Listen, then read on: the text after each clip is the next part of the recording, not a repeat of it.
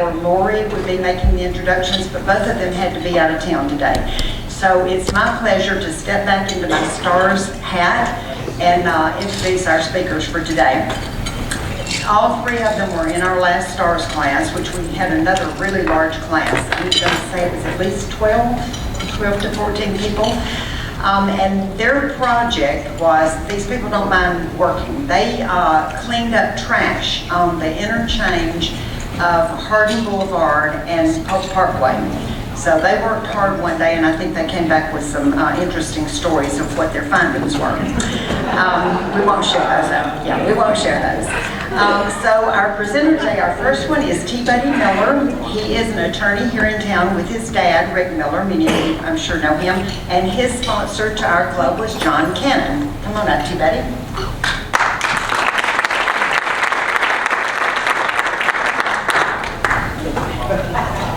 Do we have the clicker? I can just tell you to change it. Okay. We'll just go old school. Alright, so my name is T. Buddy Miller, and I know 50% of the room is wondering what in the world his name is, and the other 50% is, how did we let someone in Rotary named T. Buddy? But I only have about 5 to 6 minutes, which I've been reminded of, so we're going to try to go through those questions as quick as we can. So, I was born October 28, 1992 to Rick and Betty Miller.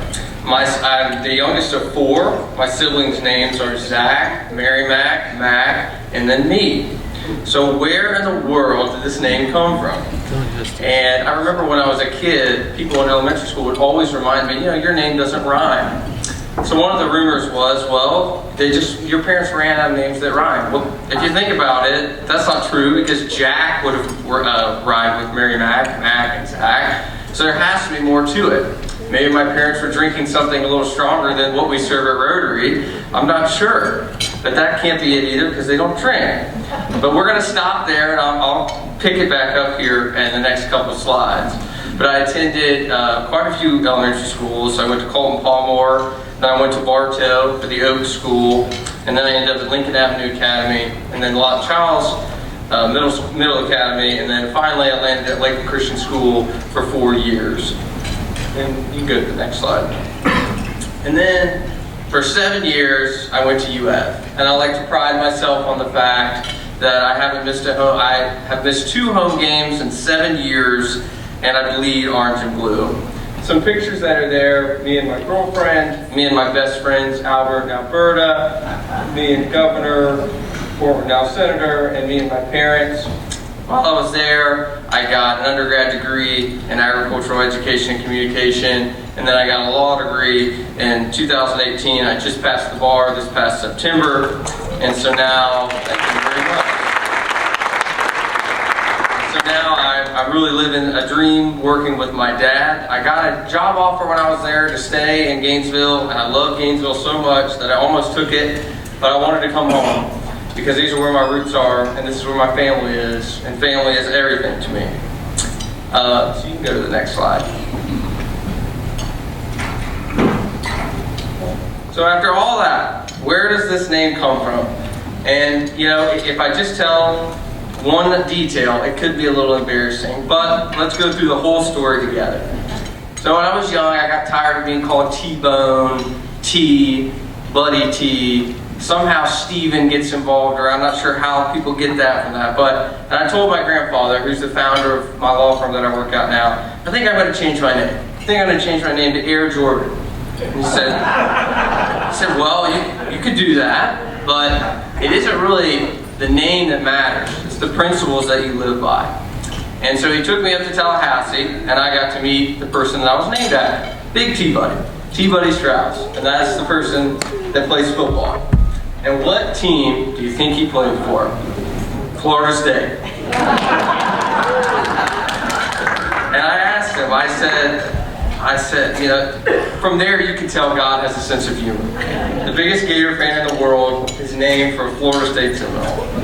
But I asked him, I said, how do you get through life with this name? You got all these questions all the time. People say, T what? And he said the same thing that really my grandfather said. He said, people can call you whatever they want, and I assure you in life you will be called much worse than T-Buddy.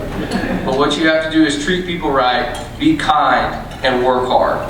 And that stuck with me, and that's why I'm going to stick with this name. It could be a little quirky. It does get slightly annoying sometimes. People stare at you or look at you sideways, but the name is a family name and it means a lot. So my name is T. Buddy Miller, and I can't wait to meet you all. Thank you so much.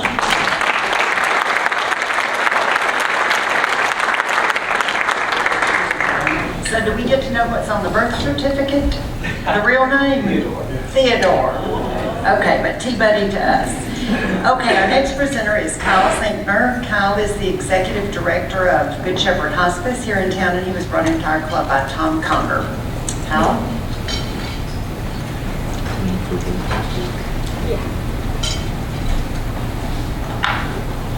Well, good afternoon.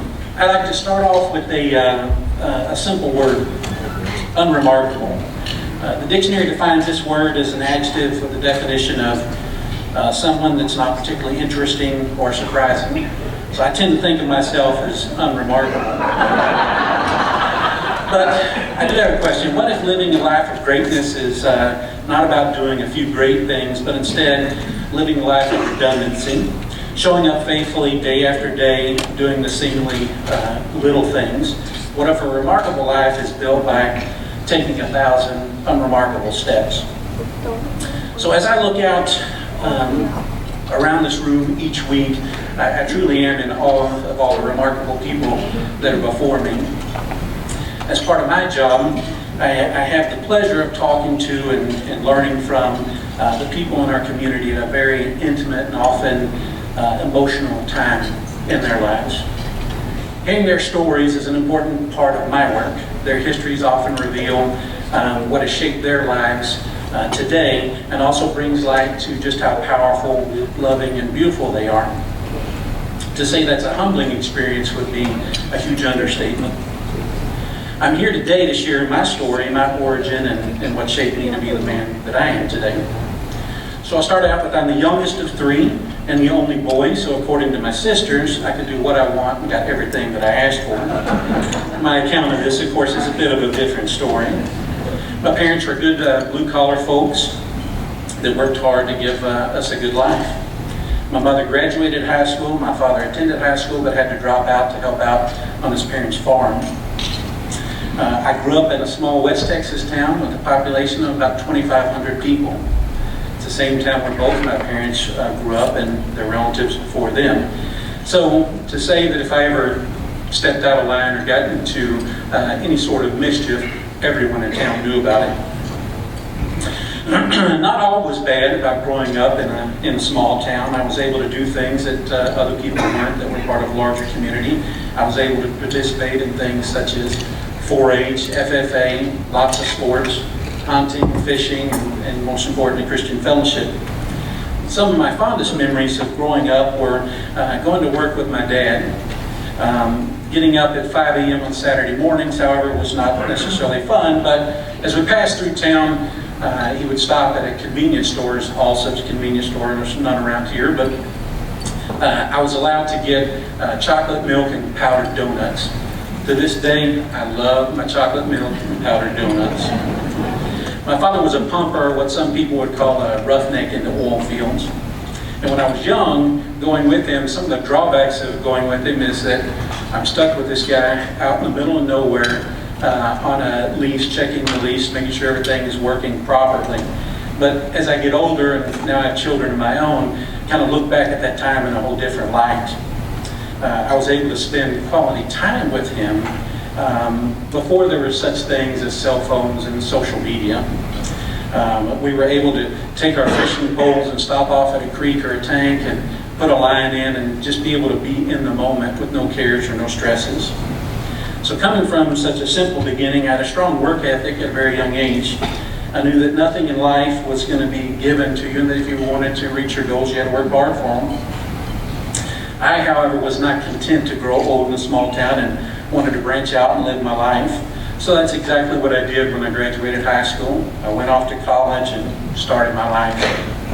I quickly learned, however, that the roadmap to fame and glory was not an interstate that ran from south to north, but more like a set of winding roads, many with dead ends.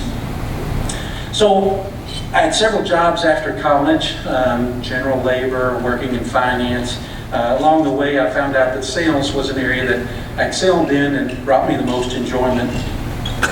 My first foray into healthcare was working for a hospital system in their physician recruitment department.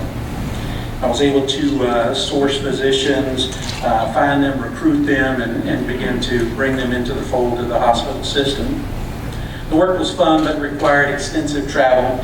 And after a few years, the thrill of travel began to wear on me, and I just wanted to be closer to home. So I took a job working as a marketer for a company that had several skilled nursing homes. That's where I found my love of history and a sense of family in the workplace. While working there, one of the administrators had said, "I think you'd be a good nursing home administrator." So I said, "Hey, I agree with you, I'll go do it." So I got my licensure and began to run nursing homes, mostly in the rural settings in Texas. One of the organizations I worked for had a hospice component, and when an opening came available, I was asked to step in and run the agency. That was a little over 16 years ago. I'm married to my beautiful wife, Christina. We have 4 amazing children. I would not be the man I am today without her love and support. With our 2 oldest daughters going off to college, I began to relish the idea of downsizing. I'm not sure my wife had the same idea as me, but the way I looked at it is when a bird flies the nest, you should shrink the nest to keep them from coming back to roost. While looking where we wanted to move to, I began to realize that my drive and the need to excel and climb that corporate ladder was really taking me away from the important things in my life, which were my wife and family. So I came across the opportunity to come to work for Good Shepherd Hospice. And after meeting the people in the leadership team, we began to thinking about the idea of moving to Florida. So we relocated here to Lakeland a week before Irma. And nothing like moving 1,200 miles across 6 states just to find that you got a hurricane bearing down on you. Although we did appreciate our crash course in emergency management and hurricane preparedness, I hope to not have to use those skills again for many years. I was asked by my sponsor, Tom Conger, to consider Rotary and invited to attend as his guest. I'm truly grateful to Tom for introducing me to such a great organization. And even though I may not always act like it, I do believe that the motto of service before self is the best way for me to continue my journey of 1,000 unremarkable steps. Thank you.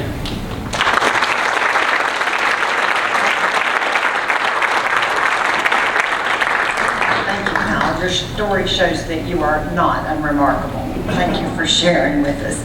Our last presenter today is Larry Rankin. Larry is a retired minister, and he was brought into our club by Dan and Rebecca Boardman. Larry? Well, I thought I was going to present a nice fancy dancy PowerPoint presentation, and when I went up to the booth and found out that it didn't work, it's sort of like a preacher losing his sermon notes at the last minute, right, Mike and Dick? So here I am in a panic, but not really. I'm just going to tell my story as it is. Born in April 26, 1948, in Millersburg, Ohio. Anybody from Ohio? Ohio. Along with my brother, older brother, a little bit later. My dad was a young preacher in that area. And shortly after that, I moved along with my family when I was 6 months old. So I'm a Floridian minus 6 months. Okay? And shortly after that, we all moved to Cuba, Camagüey, Cuba. My parents had the call of missionary service, and we lived in Cuba for 10 years. Yes, we were front row center with all the excitement that was going on at that time. And finally, the revolutionary government booted us out, along with other missionaries, and our lives changed dramatically. For me, I was almost Cuban, and culturally, it was quite a shock to leave everything I knew, since I had only been 2 years old when we arrived, and we left when I was 12 years old. So we moved to Florida and relocated. And then after that, another shock, we went up to New York City when my dad was a mission executive up there, and after about 2 years, by the way, we lived just in the shadow of George Washington Bridge, where the musical The Heights comes from. Lived in a Puerto Rican community and a Hasidic neighborhood. you know, with the guys with the big fur hats and so on. So as you can imagine, already at a very, very young age, and later I finally realized I'm basically a global person. I was born in this country. I love the United States. I prefer to live here more times than not, but I love to travel the world. And that's been a major part of my life. And so shortly after that, and I'll just skip ahead, my parents were reassigned to Buenos Aires, Argentina, the largest city in south of the equator. Do anybody know where Buenos Aires is? About 6.4 million people down there, very European. And I went to an American community school, graduated from a class of 40 kids. And as we have met for reunions and everything, every one of these people, and by the way, everybody from the school comes together, not the years, and everybody is a global person, either an ambassador kid or a military affairs kid or a corporate kid, and just it sort of gets under your blood. So that after that, Emory University, college, and then seminary at Campbell School of Theology. And my first, or no, at the end of my first year at Emory, lightning struck. That is, I was called to be a part of a mission service, and I met my wife for the very first time, Trudy, who is a now retired or semi-retired therapist here in town. And at love at first sight, and I said to a buddy, I'm going to marry that girl. And we did. We're in our 49th year. Around February 14, 2020, we're going to have a big party around here in Lincoln. We had 2 children, Corey, our son, the youngest, and Jenna, our daughter. Within 4 months, we had our greatest joy of marrying our daughter off in June, and then our greatest tragedy, losing our son in just 2 days before Halloween. So that's been a major paradigm shift for the rest of our lives. And I'll tell you what, I'm not going to preach at you, but when people go through grief, and I'm sure many of you here, you could raise your hands. When you go through an incredible amount of grief, there are amazing things that are good that come out of it. And your life shifts dramatically, and new opportunities come out. And I'll just finish with this story. I'm a Rotarian 3 times. I first began in Ybor City when I was very young, and then at Holiday when I was pastor at Newport Richie.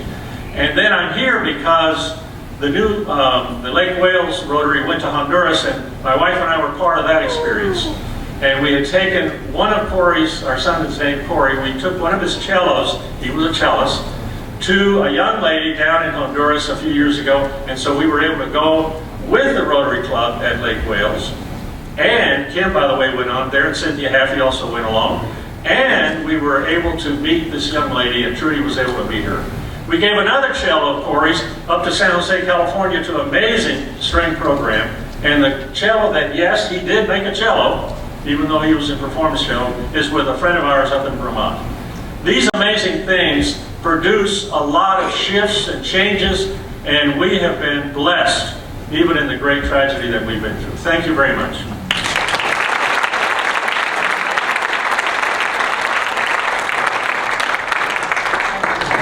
As always, I'm just blown away about the diversity of the backgrounds of our club. I love our new member profiles. Welcome all of you to the Lincoln Rotary Club. Okay, now 50-50 drawing.